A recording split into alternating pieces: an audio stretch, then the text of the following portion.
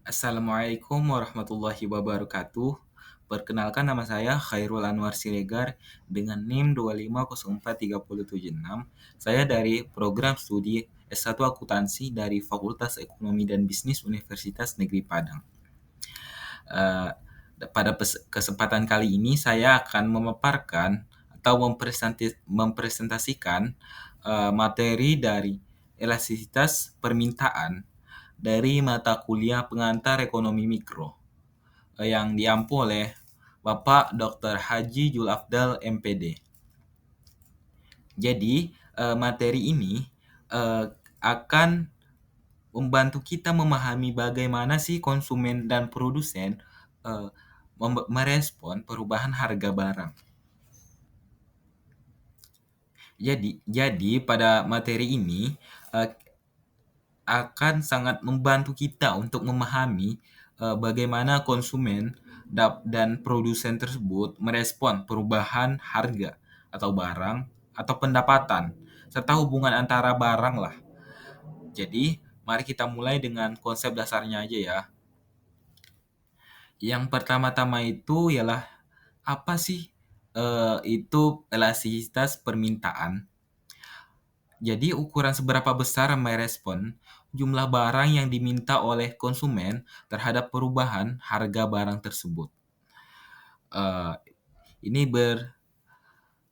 jadi elastisitas permintaan ini adalah ukuran seberapa besar merespon suatu barang yang jumlah dari konsumen terhadap perubahan harga barang tersebut. Dalam istilah ini, jadi yang lebih sederhana ini sangat menggambarkan seberapa sensitif pembeli ketika harga naik atau turun. Misalnya ya, jika harga kopi naik 10%, apakah permintaan akan turun sedikit atau drastis gitu? Jadi itulah yang diukur oleh elastisitas konsep ini. Sangat penting bagi penjual dan pembuat kebijakan karena membantu memperkirakan dampak perubahan harga terhadap permintaan pasar. Terus pengaruh harga terhadap elastisitas permintaan. Permintaan elastis ini jika harga naik sedikit, permintaan turun drastis. Konsep konsumen sangat sensitif terhadap perubahan harga. Permintaan inelastis. Yang kedua, meskipun harga berubah, permintaan harga hanya berubah sedikit. Konsumen kurang sensitif karena perubahan harga. Jadi kan elastisitas permintaan ini dapat dibagi menjadi dua jenis utama. Yang pertama permintaan elastis. Ini terjadi ketika konsumen sangat sensitif terhadap perubahan harga. Contohnya, jika harga roti merek A naik sedikit saja, mungkin mungkin eh, konsumen langsung beralih ke roti merek B gitu. Terus yang kedua permintaan inelastis. Jadi di sini perubahan harga tidak banyak memengaruhi permintaan. Contohnya seperti harga beras atau obat-obatan yang sangat penting lah ya. Meskipun harganya naik, orang pasti akan tetap harus membelinya karena merupakan kebutuhan pokok. Jadi permintaannya cenderung bisa lebih stabil. Terus yang keempat tuh faktor-faktor yang mempengaruhi elastisitas permintaan. Ini ketersediaan barang pengganti substitusi. Semakin mudah mencari pengganti, permintaan akan semakin elastis. Jadi sifat barang ini kayak bisa dibagi menjadi dua, yaitu barang kebutuhan pokok seperti beras, minyak goreng, ataupun eh, sayur-sayuran lah ya, yang cenderung inelastis. Terus yang kedua itu barang mewah seperti mobil, sport atau tas branded, cenderung itu lebih elastis. Terus proporsi pendapatannya. Jadi, jika harga barang menghabiskan porsi besar dari pendapatan permintaan, eh, akan lebih elastis ya. Misalnya nih ya, kenaikan harga motor bagi pekerja dengan gaji rendah akan sangat mengaruhi keputusan pembelinya sendiri. Pembelian tersebut lah ya. Terus jangka waktunya. Dalam jangka pendek, konsumen akan sulit mencari alternatif sehingga permintaan cenderung inelastis. Namun dalam jangka panjang, mereka punya waktu untuk menyesuaikan diri sehingga permintaan menjadi lebih elastis gitu. Terus yang selanjutnya itu pengertian elastisitas penawaran. Ukuran seberapa peka jumlah barang yang ditawarkan terhadap perubahan harga.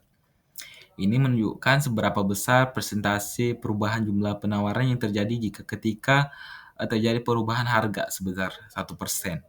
Konsep ini penting untuk memahami respon produsen untuk merumuskan kebijakan ekonomi karena perubahan harga akan memengaruhi jumlah bersedia dijual oleh produsen. Jadi, selain dari sisi permintaan ada juga elastisitas penawaran gitu. Ini adalah ukuran seberapa peka jumlah barang yang ditawarkan produsen terhadap perubahan harga. Dengan kata lainnya, seberapa cepat sih produsen dapat menambah atau mengurangi produksi saat harga berubah. Misalnya jika harga cabai naik 20%, maka petani akan segera menambah pasokan gitu. Otomatis ya jelas pasti akan menambah pasokan ya kan. Jadi elastisitas penawaran membantu kita memahami respon produsen dan merumuskan kebijakan ekonomi yang tepat gitu. Terus yang selanjutnya itu pengaruh harga dan jenis-jenis elastisitas penawaran. Itu kayak terbagi menjadi dua juga. Yang pertama itu penawaran elastis. Jika harga naik, produsen dapat dengan mudah dan cepat meningkatkan produksi. Terjadi jika biaya produksi tidak meningkat drastis saat output ditambah. Jadi, produsen dapat dengan mudah meningkatkan produksi ketika harga naik. Ini biasanya terjadi pada industri dengan biaya produksi yang fleksibel dan kapasitas cadangan yang cukup. Contohnya itu industri kerajinan tangan ataupun makanan ringan. Terus yang kedua itu penawaran inelastis. Meskipun harga naik, produsen sulit meningkatkan produksi. Ini terjadi pada industri dengan kapasitas terbatas atau memerlukan waktu lama, misalnya pertanian. Jadi produsen sulit menambah produksi meskipun harganya tetap naik gitu.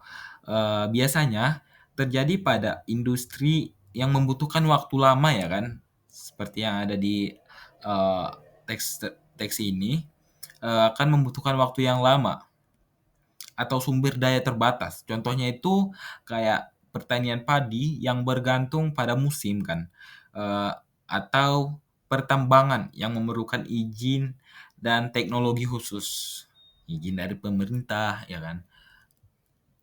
Terus yang selanjutnya pengertian dan pengaruh elastisitas pendapatan, income elasticity.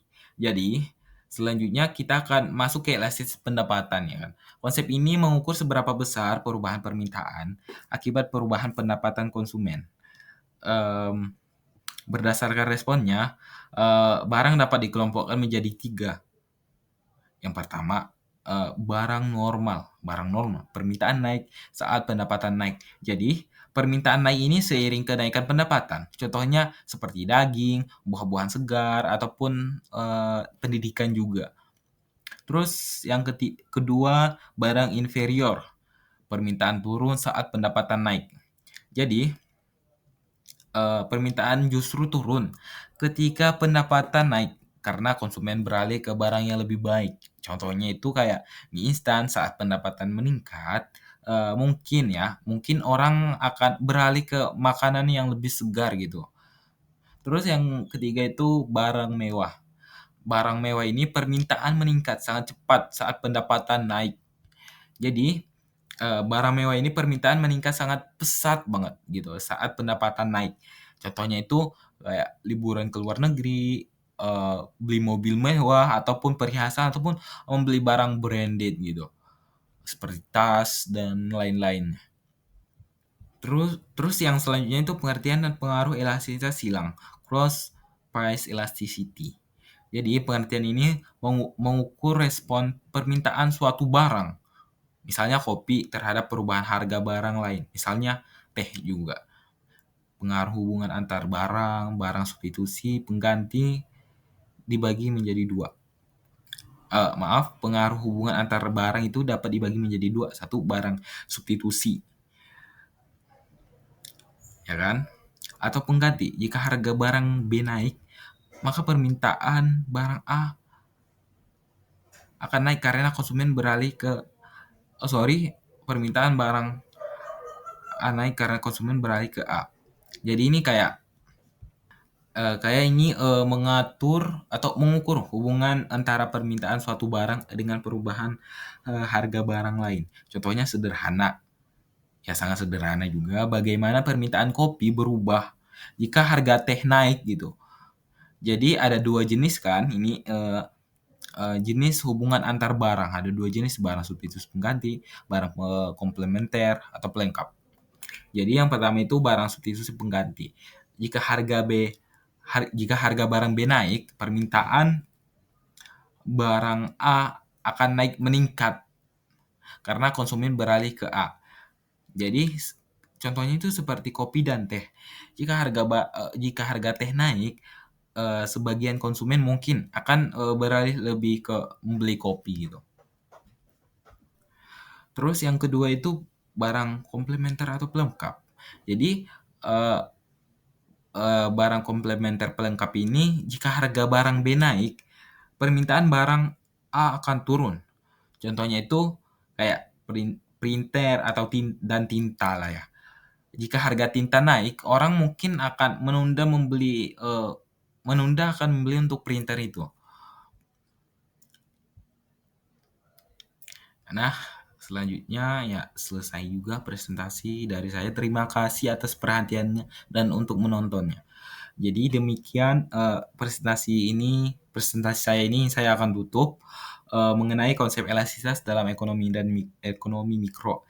Kita telah membahas 4 jenis elastisitas permintaan untuk memahami respon konsumen terhadap harga, elastisitas penawaran untuk melihat respon produsen, elastisitas pendapatan untuk mengklarifikasikan barang berdasarkan pendapatan, elastisitas silang untuk menganalisis hubungan antar barang.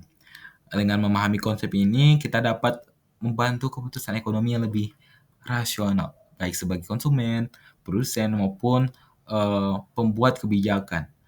Terima kasih atas perhatiannya. Saya siap menerima pertanyaan mungkin di kolom komentar. Terima kasih.